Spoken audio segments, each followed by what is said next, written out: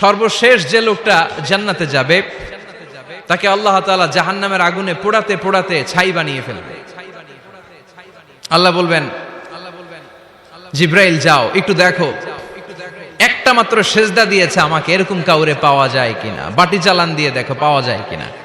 খুঁজে খুঁজে কাউরে পাবে না। আল্লাহ বললেন আবার দেখো, খুঁজে খুঁজে একজনকে পাবে, সামান্য ইমানের ছিটে ফোঁটা তার অন্তরে ছিল। আল্লাহ বলবেন যেহেতু ছিটে ফোঁটা আছে, অনেক মায়ের খাইছে, ওকে বের করে জাহান্নাম থেকে বের করে একটা নির্ধারিত দূরত্বে রেখে দাও। রেখে দেয়া হবে, কিন্তু জাহান্নামের আগুনের লেলিহান শিখাতে তার গা ঝলসে যাবে। সে আল্লাহর ডেকে বলবে, মাবুদ তোমার কাছে আমি কিছু চাই না,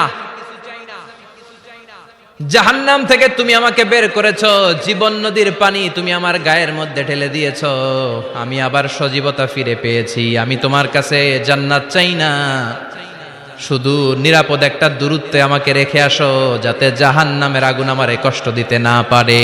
আল্লাহ আমি কিন্তু তোমার কাছে জান্নাত চাই না। কি চাই না? জান্নাত চাই না, কিন্তু জাহান্নামের আগুন আমারে কষ্ট দিচ্ছে, এতটা দূরত্বে রাখো যাতে জাহান্নামের আগুন আমার গায়ে না লাগে। আল্লাহ বললেন ওকে রাখবো, কিন্তু আমার সাথে একটা কন্ট্রাক্টে যেতে হবে, যে এটা তোমাকে দিলে তুমি আর নতুন করে কিছু চাবা না।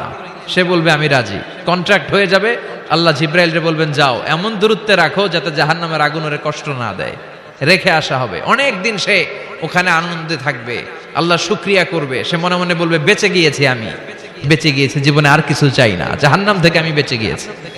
অনেকদিন থাকার পরে মনে মনে ভাববে বাইসা তো গেছি, কিন্তু নতুন করে একটু ট্রাই করে দেখি, জাহান্নামের সৌন্দর্যের দৃশ্য একটু চোখ দিয়ে অবলোকন করা যায় কিনা। সে আল্লাহর